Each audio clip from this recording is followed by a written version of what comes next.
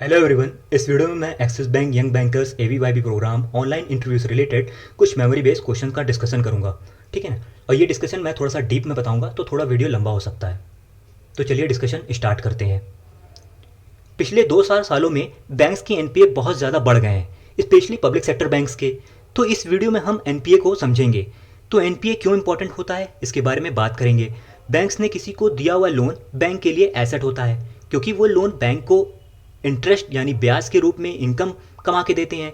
वहीं जिसने बैंक से लोन लिया है उसके लिए वो लोन लायबिलिटी होती है, क्योंकि आगे चलकर वो लोन वापस करना होता है। जब लोन का इंटरेस्ट और प्रिंसिपल अमाउंट टाइम पर चुकाए जाते हैं तो उस लोन को स्टैंडर्ड एसेट कहते हैं। अगर बोरोवर्स यानी जिन्होंने बैंक से लोन लिया है वो उस लोन की इंस्टॉलमेंट यानी किस्त भरने की तारीख से 90 दिन तक नहीं करते हैं तो उसके बाद उस लोन को NPA that is non performing asset कहा जाता है।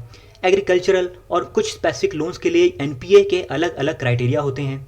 लोन पर मिल रहा इंटरेस्ट बैंक के लिए इनकम होता है, और जब कोई लोन बैंक के लिए इनकम जनरेट करना बंद कर देता है तो वो लोन बैंक के लिए एनपीए बन जाता है। कई बार बोरोवर्स की पूरी जांच किए बिना ही लोन दिया जाता है, तो कई बार पॉलिटिकल पार्टीज़ के इन्फ्लुएंसेस में जान पहचान से लोन दिए जाते हैं जिससे बोरोवर्स का पूरा वेरिफिकेशन नहीं किया जाता या उनसे सफिशिएंट एसेट कोलेट्रल यानी गिरवी नहीं रखे जाते, जिससे एनपीए बढ़ने का खतरा ज़्यादा बढ़ जाता है। बैंक्स के एनपीए को 3 कैटेगरीज में क्लासिफाई करना होता है। पहला है सब स्टैंडर्ड एसेट्स, दूसरा है डाउटफुल एसेट्स, तीसरा है लॉस एसेट्स। जो लोन 12 महीने या उससे कम टाइम पीरियड के लिए एनपीए होते हैं उन्हें सब स्टैंडर्ड एसेट्स कहा जाता है, और अगर वो लोन 1 साल से ज़्यादा टाइम पीरियड के लिए एनपीए रहता है तो उसे डाउटफुल एसेट्स की कैटेगरी में रखा जाता है। डाउटफुल एसेट्स मतलब वो लोन जिनकी वसूली के चांस बहुत कम होते हैं। बैंक्स ओवरड्राफ्ट फैसिलिटी प्रोवाइड करती है और ओवरड्राफ्ट में भी एनपीए होता है। ओवरड्राफ्ट की फैसिलिटी जनरली करंट अकाउंट में प्रोवाइड की जाती है, जिससे आपके बैंक अकाउंट में जितने पैसे हैं अब बैंक ने आपको प्रोवाइड की हुई ओवरड्राफ्ट लिमिट तक उससे ज़्यादा पैसे निकाल सकते हो। अगर किसी कंपनी ने ओवरड्राफ्ट लिया हो और ओवरड्राफ्ट चुकाने की तारीख के बाद 90 दिन तक कंपनी ओवरड्राफ्ट नहीं चुकाती है तो उसके बाद वो ओवरड्राफ्ट नॉन परफॉर्मिंग एसेट्स बन जाएगा। आई होप कि अब आपको एनपीए से रिलेटेड सभी तरह के डाउट्स क्रिस्टल क्लियर हो गए होंगे। तो देखते हैं क्या लिखा हुआ है यहाँ पर। What is NPA? Debt is classified as non performing assets when loan payment have not been made for a period of 90 days is also known as non-performing assets. A non-performing assets is a loan or advance for which the principal or interest payment remained overdue for a period of 90 days. But in case borrowers fails to repay the loan, interest, principal both, that loan becomes NPA for the bank. Banks classify NPAs into 3 categories, which are substandard assets, doubtful assets, loss assets. NPA is also known as bad loans. NPA को हम लोग bad loans के रूप में भी जानते हैं। Next देखते हैं व्हाट इज पीसीए। बहुत ही इंपॉर्टेंट है ये। What is PCA? Prompt corrective action इसका फुल फॉर्म होता है। Prompt corrective action. तो देखते हैं क्या होता है ये। Once PCA is triggered by the regulator the banks faces restriction on spending money. PCA जब भी किसी बैंक्स पर लग जाता है तो क्या होता है, बैंक्स के ऊपर काफ़ी सारे रेस्ट्रिक्शंस लग जाते हैं। वो अपना मनी कहीं पर स्पेंड नहीं कर सकता। आरबीआई लगाता है पीसीए। ठीक है। तो क्या क्या दिक्कतें झेलनी पड़ती हैं उन बैंक्स को? वो अपनी नई शाखाएं नहीं खोल सकते, कोई भी नई ब्रांच नहीं खोल सकते, अपना कोई नया रिक्रूटमेंट नहीं कर सकते, मतलब कोई नई भर्ती नहीं कर सकते उस बैंक में, और अपने एम्प्लॉयज़ की सैलरी भी नहीं बढ़ा सकते, कुछ इंक्रीमेंट नहीं बढ़ा सकते। This year has seen season of putting banks under prompt corrective action PCA category. The PCA framework is applicable only to commercial banks. जो पीसीए फ्रेमवर्क होता है वो खाली कमर्शियल बैंक्स पे ही एप्लीकेबल होता है, not extended to cooperative banks, non banking finance companies and financial market infrastructure.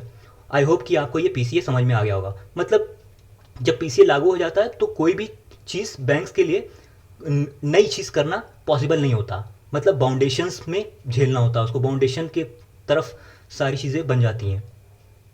Next देखते हैं हाउ बैंक्स अर्न प्रॉफिट। ये भी काफ़ी इंपॉर्टेंट है। When commercial banks borrowing money from RBI on short term is also known as repo rate. आपने सुना होगा repo rate की डेफिनेशन। जब कमर्शियल बैंक उधार लेते हैं आरबीआई से थोड़े समय के लिए तो उसको रेपो रेट बोलते हैं। And that bank provide loans to it customers, और फिर वही बैंक आगे लोन प्रोवाइड करते हैं कस्टमर्स को हाई इंटरेस्ट रेट पे। तो जो हाई इंटरेस्ट रेट होता है वही कमर्शियल बैंक का प्रॉफिट होता है। तो अब आप समझ गए होंगे कि बैंक्स प्रॉफिट कैसे कमाते हैं। Commercial banks make money by providing loans and earning interest income from those loans. I hope कि ये आपको समझ में आ गया होगा। नेक्स्ट देखते हैं व्हाट इज ओवरड्राफ्ट फैसिलिटी। काफ़ी इंपॉर्टेंट है ये भी। For the convenience of the account holders banks also allow withdrawal of account in excess of the balance of deposit. This facility is also known as overdraft facility. तो चलिए समझते हैं कि overdraft facility होता क्या है। जैसे मान लीजिए आप अपने अकाउंट बैलेंस से जब भी ज़्यादा ओवरड्राफ्ट कर लेते हैं, मतलब ज़्यादा विड्रॉ कर लेते हैं। एग्जांपल से समझते हैं, सपोज़ एक बिजनेसमैन है और आज की डेट में उसके अकाउंट में 9 लाख रुपए का बैलेंस है, पर उसको अर्जेंटली 10 लाख रुपए ट्रांसफ़र करने हैं। उसके पास 1 लाख कम है, मतलब 1 लाख शॉर्टेज ऑफ फंड है। तो so he will approach bank manager. उनके पास जाकर वह कहेंगे कि मुझे 10 लाख अर्जेंट ट्रांसफ़र करना है, बट मेरे पास शॉर्टेज ऑफ फंड है। क्योंकि जो पर्सन करंट अकाउंट में 9 लाख का बैलेंस मेंटेन कर रहा है, तो उसकी क्रेडिट वर्दीनेस के ऊपर कि वो रिपे कर देगा टाइमली बैंक को, तो वो बैंक मैनेजर अपनी डिस्क्रिशन पर उसे 10 लाख रुपए उसके अकाउंट बैलेंस से ज़्यादा विड्रॉ करने में परमिट कर देता है। तो यही है ओवरड्राफ्ट फैसिलिटी। ठीक है, तो this facility is mainly offered to current account customers, क्योंकि उनका बिजनेस इस तरह का होता है कि कभी ना कभी उनके पास शॉर्टेज ऑफ फंड्स हो जाता है और अर्जेंटली उन्हें पैसा ट्रांसफ़र करना होता है। तो ऐसे कस्टमर्स के लिए फैसिलिटी है कि वो क्रेडिट वर्दी हैं फॉर द बैंक्स और वो टाइमली रिपे कर देते हैं बैंक्स को। ये ओवरड्राफ्ट फैसिलिटी इंटरेस्ट चार्ज होता है इसके ऊपर। ठीक है, तो उम्मीद करता हूँ ये ओवरड्राफ्ट फैसिलिटी भी आपको काफ़ी अच्छे से समझ में आ गया होगा। दोस्तों, अगर आपने मेरा बैंकिंग द्वार चैनल का टेलीग्राम चैनल अभी तक ज्वाइन नहीं किया है, तो आप बैंकिंग द्वार ऑफिशियल सर्च करेंगे टेलीग्राम पर, तो आप बैंकिंग द्वार ऑफिशियल टेलीग्राम चैनल ज्वाइन कर पाएंगे। ठीक है, और अगर अभी तक आपने यूट्यूब चैनल नहीं सब्सक्राइब किया मेरा, तो यूट्यूब चैनल को सब्सक्राइब करके बगल में बेल आइकन को प्रेस करके ऑल बटन पर क्लिक कर देंगे, तो मेरे द्वारा बनाए जाने वाले जितने भी वीडियोज़ होंगे उनका नोटिफिकेशन आपके पास सबसे पहले पहुँचेगा। तो उम्मीद करता हूँ इस वीडियो से काफ़ी कुछ सीखने को मिला होगा। अगर वीडियो अच्छा लगा हो तो वीडियोज़ पे कमेंट्स करना ना भूलें और अपने दोस्तों को शेयर करें। तो फिर मिलेंगे हम अपने नेक्स्ट वीडियो में, तब तक के लिए have a nice day and bye.